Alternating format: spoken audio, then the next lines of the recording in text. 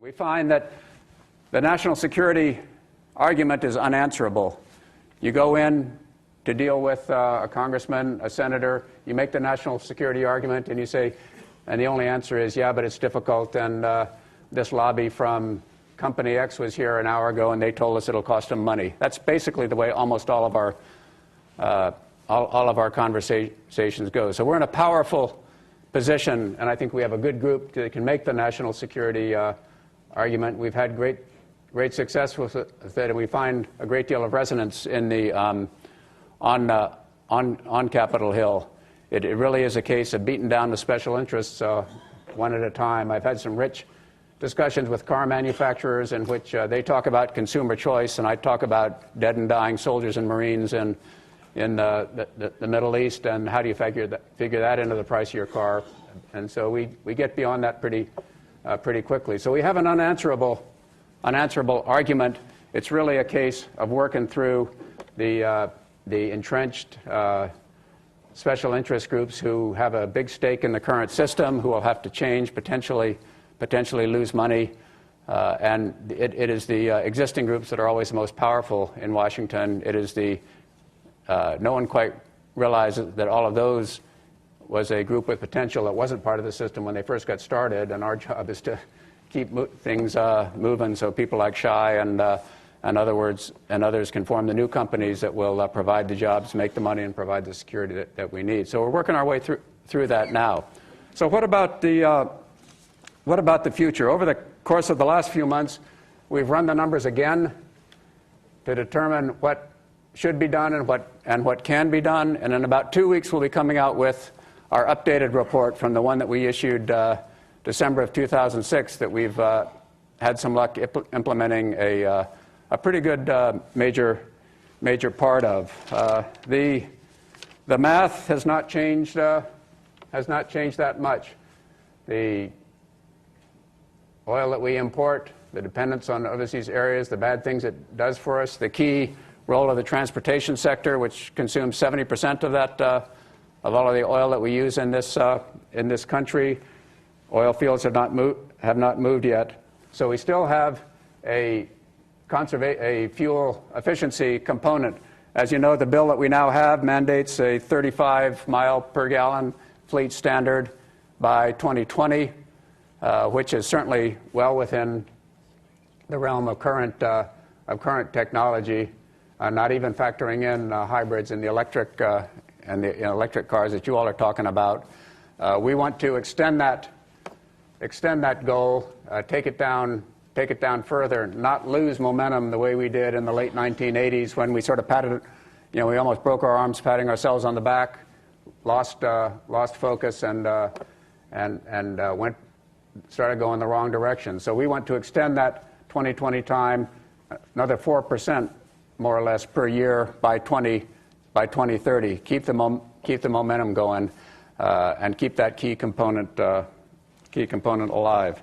We want to continue to emphasize domestic production and the importance of that.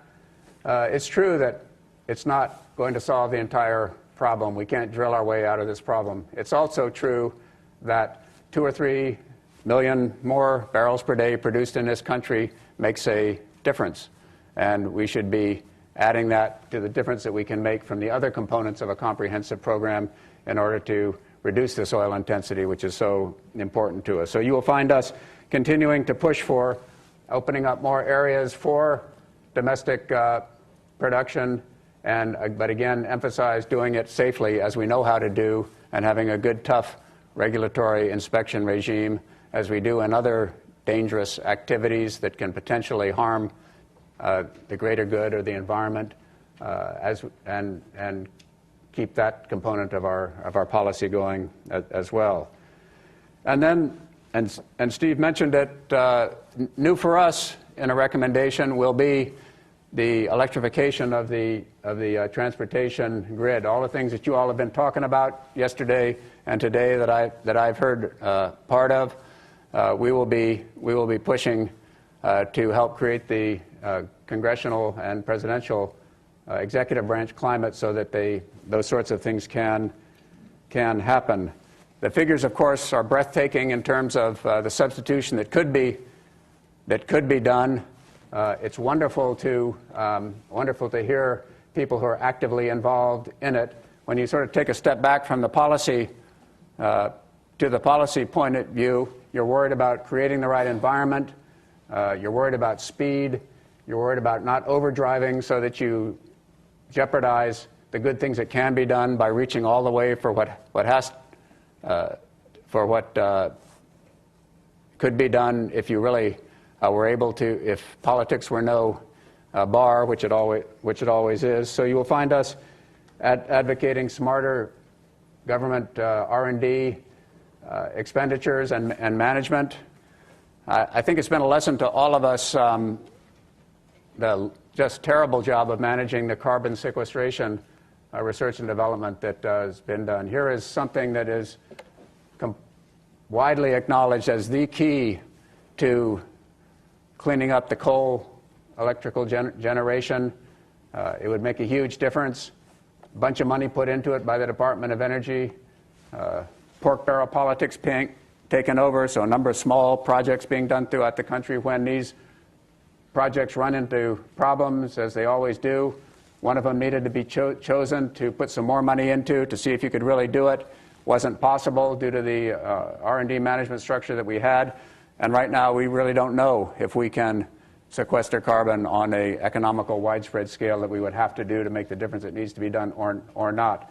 Back to the drawing board. We've got to do a better job of managing the research and development federal dollars that we put in, and we've got to do the same in our investments in electrifying the transportation grid. There will be no end of brilliant people with brilliant ideas. The key is seeding the money to determine which one is the right one.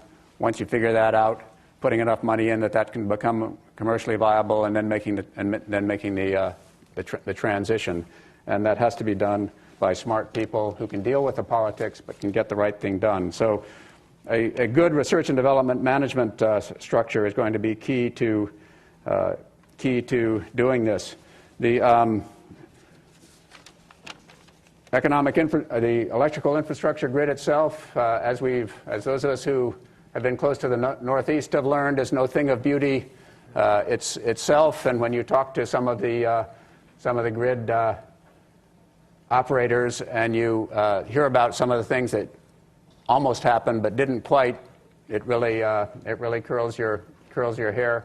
There's no use trading one set of dependencies for another set of dependencies. If a terrorist can blow up the big Saudi oil loading facility and get at us that way, we don't want just to transfer his target to some electrical grid that he can get into through a service port in a key New England utility and take us down that way. So we need a more robust energy grid if we are to put a big